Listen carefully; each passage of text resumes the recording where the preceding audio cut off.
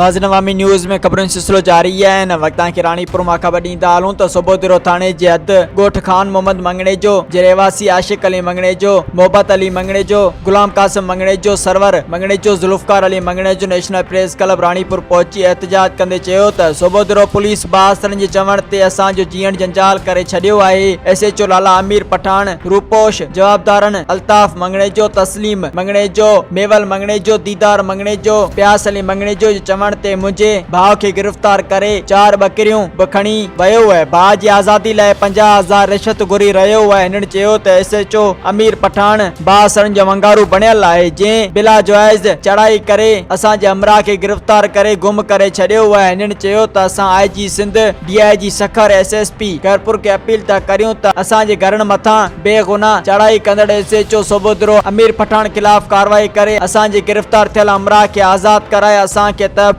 फराहम कयो वञे। मज़ीद खबरों और तफसीलात के लिए विजिट करें हमारी वेबसाइट www.awamiNewsHD.com।